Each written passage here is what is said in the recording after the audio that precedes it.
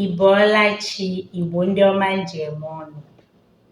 Anọ m ebe a ka m jiri asụsụ Igbo wee kọwapụtara unu ihe ndị m na-ere.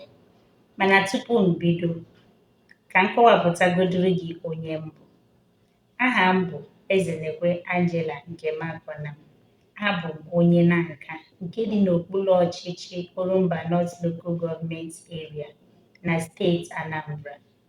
A na-anụ m n'Ekwulọbịa nke dị n'okpuru ọchịchị Agụata Local Government Area na steeti Anambra kwa. Dịka ị matagoro onye mbụ, mata na m bụ onye Igbo. Biko, ọ bụrụ na ị bụ onye Igbo na-ege m ntị, gbaa mbọ ka ị bido gowe m ahịa na ọ bụ na ị bidobeghị gowe m ahịa. Kpọtụrụ m na WhatsApp na 070-398-10798. Ọzọ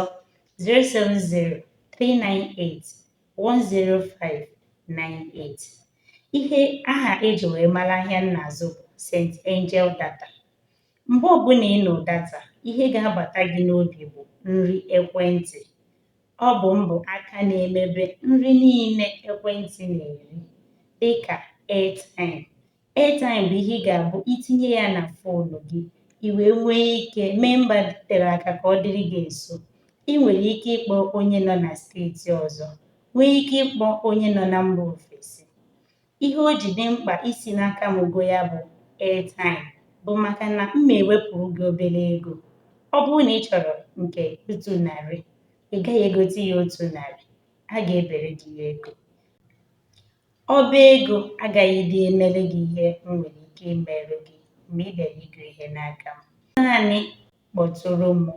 Mgbe ị gụrụ, ị ga-eji ọnụ gị wee kọwapụtara ndị mmadụ etu ihe m na-ere si wee dị ọnụ ala. Ihe ọzọ pụtakwara ihe dị mkpa m na-ele bụ data. Data bụkwa nri ọzọ ekwentị na-eri. Nke a bụ ihe ọ ga-abụ itinye n'ekwentị gị, i wee nwee ike ịbata ihe a kpọrọ online. Anyị mazi na ọ bụrụgodị na ị nọ n'ime ụlọ gị mana na ị nọ online, ị nwere ike ịnọ ebe ahụ mara ihe niile na-eme n'ụwa, mara ihe niile na-eme mana obodo ị nọ na ya ma na mba ofesi. Ihe nke a agaghị ekwe omume ma ọ bụrụ na ị nweghị data. Data m dị ezigbo ọnụ ala nke bụ na ọ bụrụgodị na onye ahụ enweghị ego, ị ga-enwenwu ike igote maka na enwere nke enwere ike ilesi gị 100 naira na 50. Ịfụ na ọ dị, that is 150 naira. Ịfụ na ọ dị ọnụ ala nnukwu. Ihe ọzọ m na-erekwa bụ prepaid meter token. Nke a bụ nri ị ga-abụ itinye ka ị wee nwee ike ịnwe ọkụ.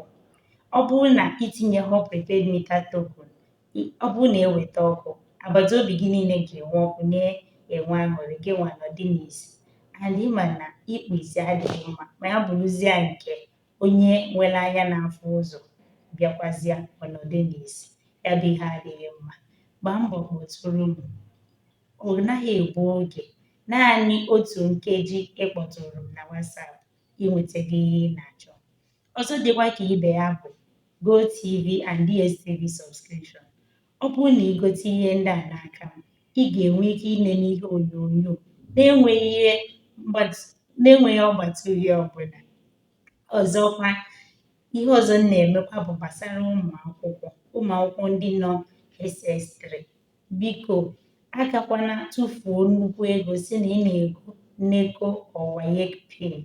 Ana m ere ya ọnụ ala karịa ebe ọbụla ị nwere ike isi gote ya. Ma ọ bụrụ na ị goghị n'aka m, ị gaghị aghọta ihe ndị a na-ego. N'ikpeazụ, ọ dị mkpa ka ị mata na Igbo bụ ndị na-enyere onwe ha aka. Yanwa ka m ji wee mepee webụsaịtị nke bụ www.stangeldata.com.ng. N'ime ya bụ webụsaịtị, ị nwere ike irejista, bido jiri aka gị gobe ya bụ ihe. Ị ga-enweta ya n'ọnụ ala karịa ka ị nwere ike isi nweta ya n'aka m na ọ bụ na ọ ga-eresi gị. Ọzọ dịkwa ka ibe ya, ọ bụrụgodị na ị chọghị ị na-ego naanị nke gị, na ị chọrọ iso lebekwa ahịa a m na-ere, rejista na webụsaịtị m. Ngwa ngwa ị rejistara n'efu, ị ga-enwe ike igote ma lekwa, bidokwa soro m chọtaba ya bụ ego.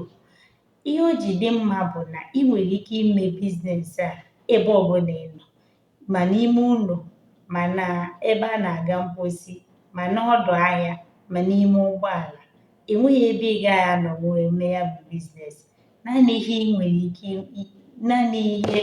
ị nidiri ime bụ jide ekwentị gị n'aka. Jide ekwentị gị n'aka. Gbaa mbọ nye ya nri ọ na-eri, nke bụ data. Ị ga-enwe ike ree ma na-enwetakwa opekata mpe 1,000 n'otu ụbọchị. Biko, ọ bụrụgodị na o nweghị ihe ọzọ iji maka ya chọọ igo m ahịa, goro m ahịa maka na abụ m onye Igbo. Goro m ahịa maka na ana m asụ Igbo. Goro m ahịa maka na ahụrụ m Igbo n'anya. Ndeewonu. Dịka ị na-ego m, biko ka Chukwu gọzie gị. Ka emesịa.